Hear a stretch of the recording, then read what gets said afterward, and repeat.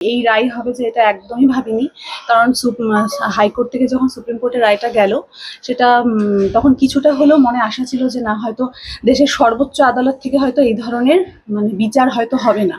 কারণ আজকে যারা দোষ করলো, যারা সাদা খাতা জমা দিল, যারা টাকা দিয়ে চাকরি পেল, তারা যেই শাস্তিটা পেল, আজকে আমি এবং আমার মতন হাজার হাজার ক্যান্ডিডেট যারা কিনা কষ্ট করে দিনরাত এক করে পড়াশোনা করে একটা স্বপ্ন দেখে চাকরি পেলো, তারাও কিন্তু ওই একই শাস্তি পেল। ये स्टाइल का मामला है, रूपा फ्रंटलाइन।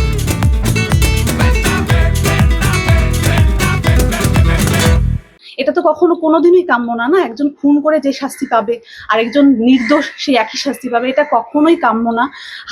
হাইকোর্ট থেকে রায়টা আসার পরে যখন সেটা সুপ্রিম কোর্টে গিয়েছিল, তখন কিছুটা হলেও মনে আশা ছিল যে না, দেশের সর্বোচ্চ আদালত এই ধরনের রায় কখনো দিতে পারে না।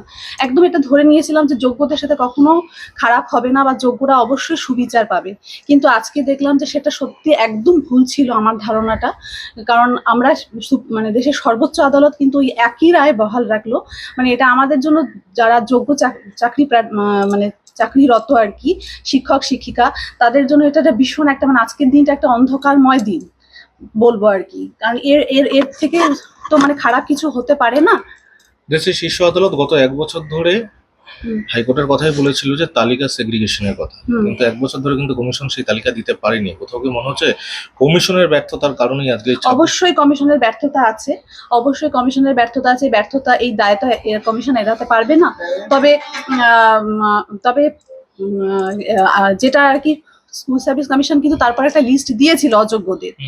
তো আজকে দেখা যাচ্ছে, এখনো যদিও রায়ের কপিটা পাইনি হাতে, তো সেখানে বলা হয়েছে, যেটা আমি জাস্ট দেখেছি আর কি, তো এখনো সেটা সত্যতা যাচাই করিনি, যে যারা অযোগ্য, যাদের অযোগ্যদের লিস্টে নাম আছে, তাদেরকে টাকা ফেরত দিতে হবে 12% সুদে, এবং তারা আর পরীক্ষায় বসতে পারবে না। একটা পরীক্ষা হবে 3 মাসের মধ্যে, তারা সেই পরীক্ষায় বসতে পারবে না। তো আমাদের প্রশ্নটা ছিল যে যোগ্য এবং অযোগ্যদের বিভাজনটা, তো এখানে যদি সেই বিভাজনটা হয়ে গিয়েই থাকে, আমার একটাই প্রশ্ন যে এখানে যদি সেই বিভাজনটা তাহলে কিসের ভিত্তিতে সেই বিভাজনটা করলো?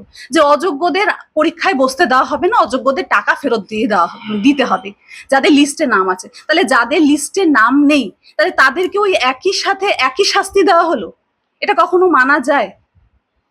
আগামী পদক্ষেপ কি? এখন দেখুন, লড়াই তো জারি থাকবে, যা করতে হয় করব, লড়াই জারি থাকবে। কারণ আমরা কখনো দুর্নীতি, রায়ের পর আর লড়াইয়ের কি কোনো কিছু অবশিষ্ট থাকে? এখনো যদিও রায়ের কপিটা হাতে পাইনি, দেখি রায়ে কি লেখা আছে, স্পষ্ট করে কি লেখা আছে এখনো পর্যন্ত সেটা জানি না। তো দেখি কি লেখা আছে, যতদূর যেতে হয়। দেখুন, কষ্ট করে চাকরি পেয়েছি, যোগ্যতার পরিচয় বারে বারে দিতে হচ্ছে, আবারও যদি দিতে হয় আবারও দিতে প্রস্তুত, কিন্তু হার অবশ্যই মানবো না। দীর্ঘ 7 মাস একটা আইনি লড়াই চলেছিল, অভিজিৎ গঙ্গোপাধ্যায় হাত ধরে শেষমেশ আপনার চাকরিটা হয়েছিল। একটা আশা হলো তখন আপনার ছিল। ফের সুপ্রিম কোর্টের এই লড়াইটা কি আপনার জন্য আরো বেশি দীর্ঘ হয়ে যাচ্ছে? একটা অগ্নি পরীক্ষা বারবার একটা মানুষের কতবার তার যোগ্যতার পরিচয় দিতে পারে বলুন? একবার এত লড়াই করে, এত আমি যে যোগ্য সেটা প্রমাণ করে চাকরিটা পেয়েছি, আবার কিন্তু সেই ওই একই অযোগ্যদের তালিকায় আমাকে ফেলে দেওয়া হয়েছে।